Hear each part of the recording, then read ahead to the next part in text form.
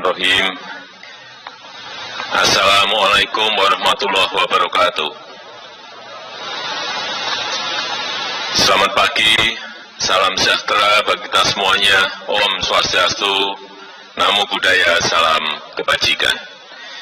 Yang saya hormati para Menteri Kabinet Indonesia Maju, yang saya hormati pimpinan Komisi 6 DPR RI, yang saya hormati para pejabat eselon 1 dan seluruh jajaran Kementerian Perdagangan, serta perwakilan perdagangan yang ada di luar negeri. Yang saya hormati Kepala Dinas Perdagangan Provinsi, Kabupaten, dan Kota yang hadir. Yang saya hormati Ketua Umum Kadin dan para Ketua Asosiasi Pelaku Usaha, hadirin dan undangan yang berbahagia.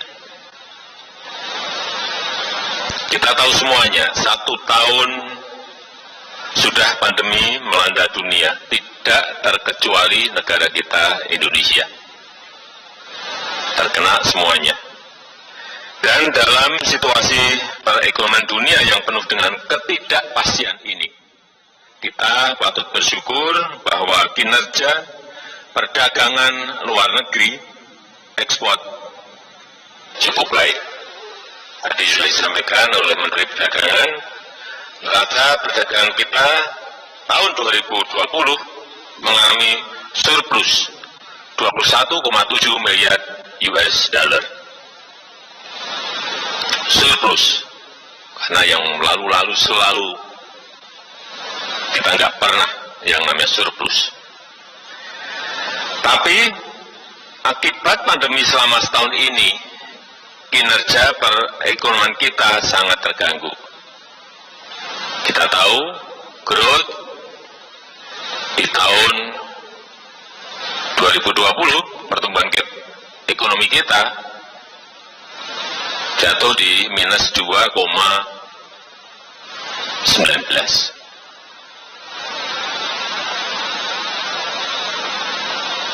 Dan akibat pandemi selama setahun ini, kinerja perekonomian kita berada dalam situasi yang tidak mudah, berada dalam situasi yang tidak gampang. Oleh sebab itu, kita semua harus bekerja keras untuk mempercepat pemulihan perekonomian nasional kita. Target di dalam APBN tahun ini, growth pertumbuhan ekonomi kita harus mencapai angka kurang lebih 5%. Bukan sesuatu yang mudah, dari minus 2,19. Dalam kaitan ini, saya minta kita semuanya sekali lagi bekerja keras, dan saya minta agar kebijakan perdagangan memberikan kontribusi besar terhadap agenda strategis pemulihan perekonomian nasional kita.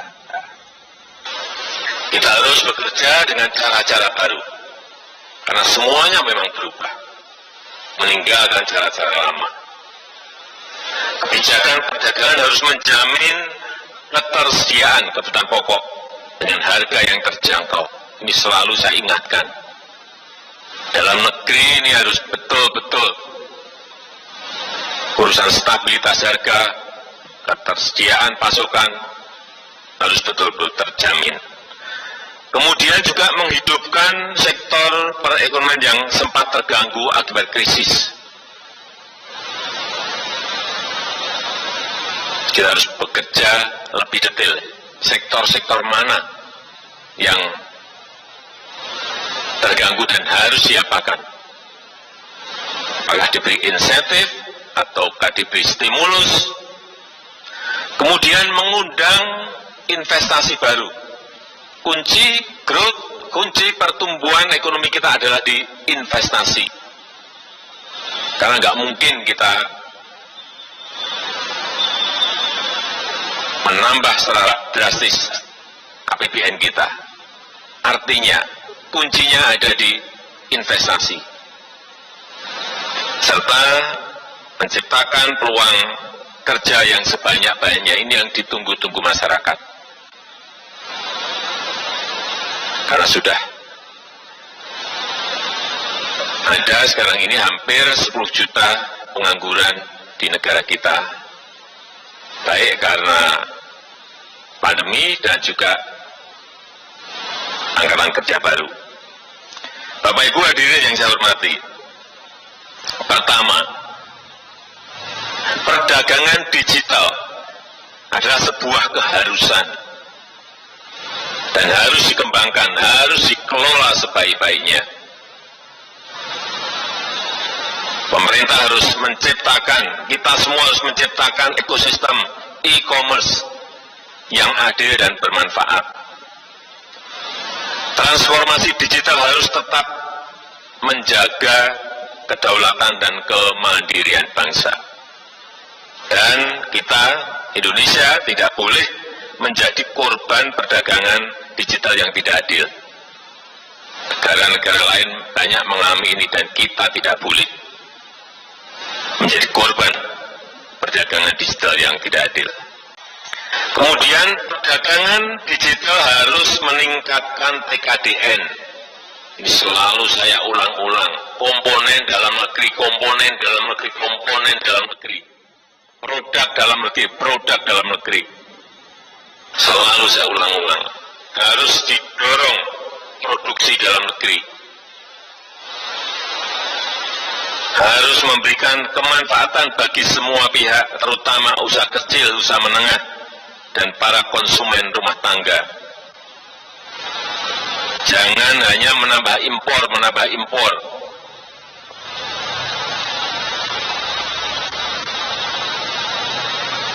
Saya senang impor turun, tetapi jangan sampai yang turun itu di barang modal atau bahan baku.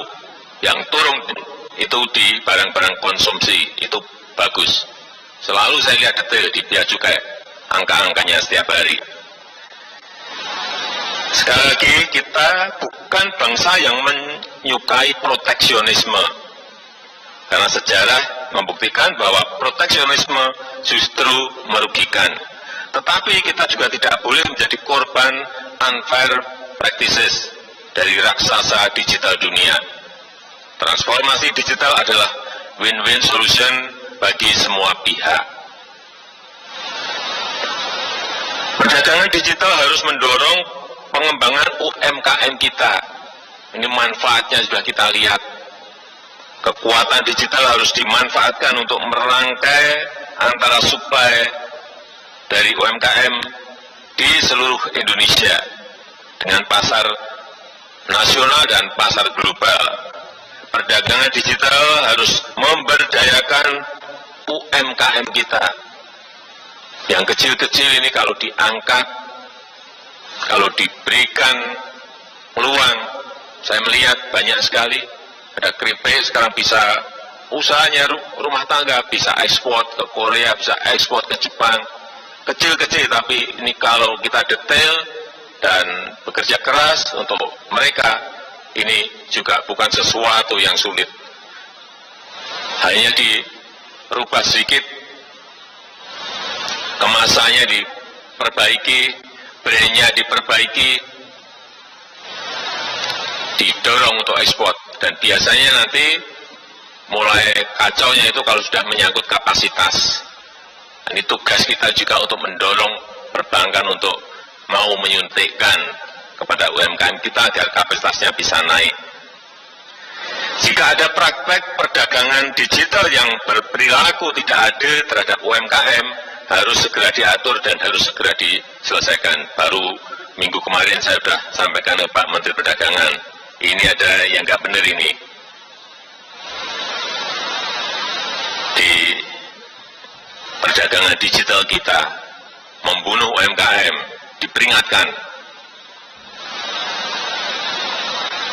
Karena kita harus membela, melindungi, dan memberdayakan UMKM kita agar naik kelas. Ini salah satu tugas terpenting Kementerian Perdagangan. Yang kedua, Kementerian Perdagangan harus punya kebijakan dan strategi yang tepat untuk mengembangkan pasar produk nasional kita.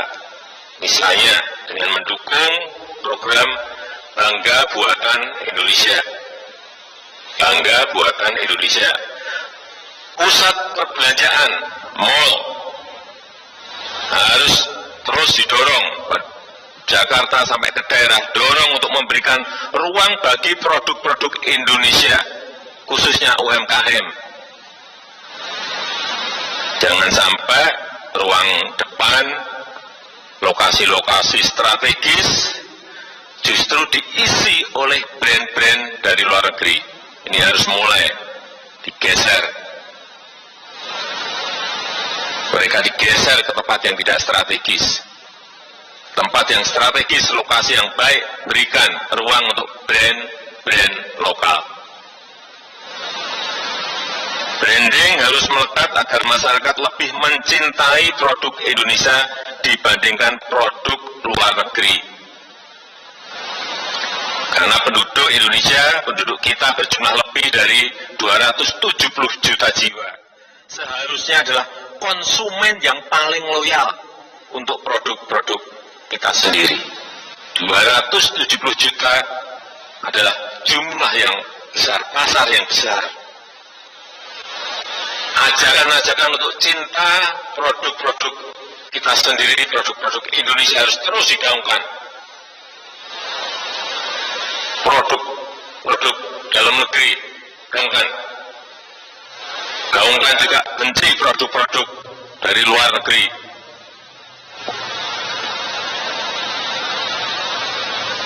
Bukan hanya cinta, tapi benci, cinta negeri. Sehingga betul-betul masyarakat kita menjadi konsumen yang loyal sekali lagi untuk produk-produk Indonesia.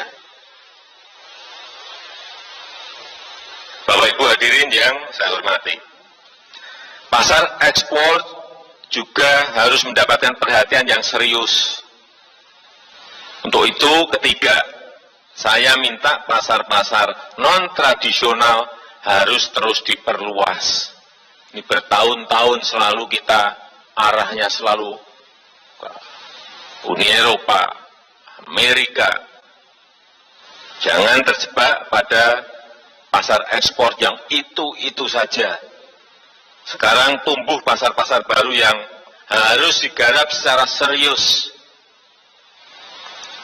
Banyak negara-negara yang tumbuh ekonominya, growth-nya lebih dari 5%. Di Afrika, di Asia Selatan, di Eropa Timur, dan negara-negara lainnya.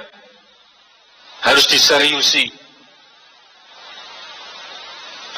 Keempat, saya minta agar UMKM dibantu agar lebih mampu untuk ekspor. Tadi sedikit sudah saya singgung. Kita perlu lebih banyak UMKM yang menjadi eksportir dalam jumlah yang besar. Saat ini 90% pelaku ekspor adalah UMKM. 90% pelaku ekspor adalah UMKM. Namun kontribusi ekspornya hanya 13%. Artinya kapasitasnya perlu ditambah, perlu diperbesar.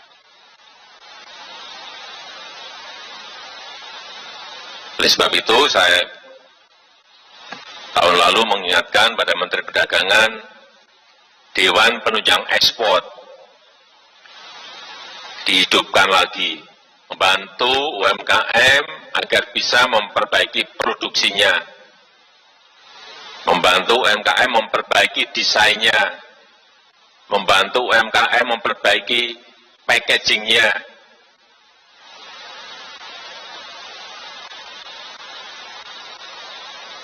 Sehingga kualitasnya menjadi lebih baik. Dan ini harus berkolaborasi dengan kementerian, lembaga yang lain, institusi yang lain, dalam rangka meningkatkan daya saing UMKM kita di pasar global. Oleh karena itu, kelima, ini percepat penyelesaian perundingan dengan negara-negara potensial. Ini adalah agenda prioritas, karena di masa-masa seperti ini kita membutuhkan pasar ekspor baru. Kita telah menyelesaikan di ASEPA dengan Australia, dengan Korea, dengan EU, tolong ini Pak Menteri didorong agar juga segera selesai, dan negara-negara lain yang kita belum memiliki SEPA ini segera dirampungkan, segera diselesaikan. Implementasi 23 perjanjian perdagangan bilateral dan regional yang sudah ditandatangani juga harus benar-benar dimanfaatkan oleh para pelaku usaha. Saya berikan contoh misalnya dengan Australia, kita sudah punya IASEPA. Lihat peluang-peluang yang ada di sana, saya kira yang gede peluangnya ada otomotif. Pelajari betul.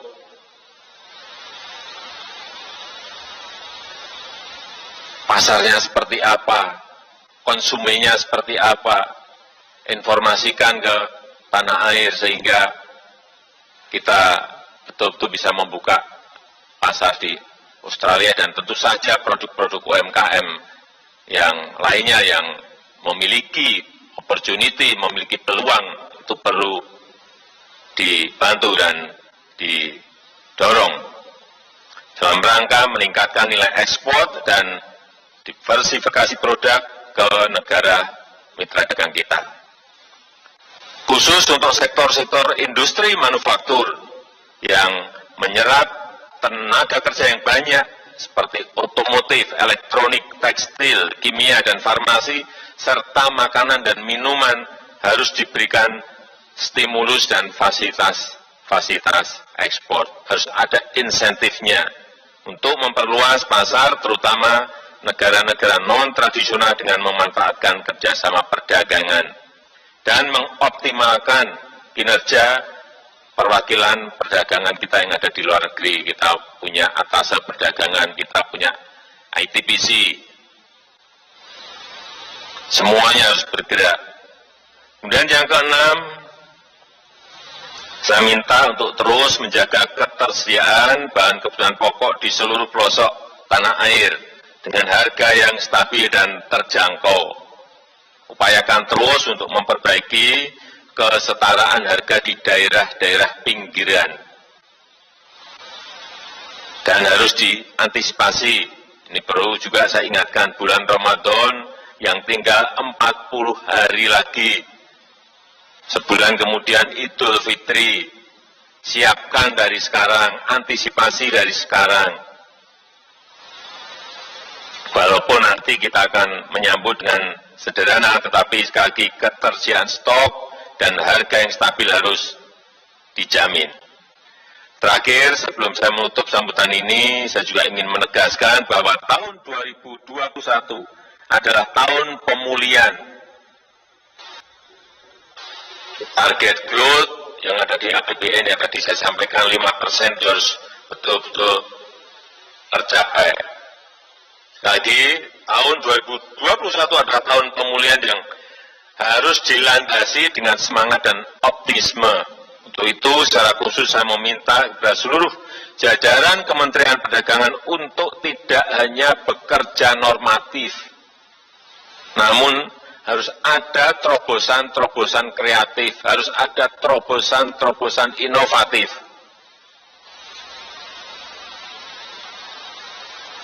Saya rasa itu yang bisa saya sampaikan pada kesempatan yang baik ini, dan dengan mengucap Bismillahirrahmanirrahim, Rapat Kerja Nasional Kementerian Perdagangan tahun 2021 saya nyatakan resmi dibuka. Terima kasih. Wassalamualaikum warahmatullahi wabarakatuh.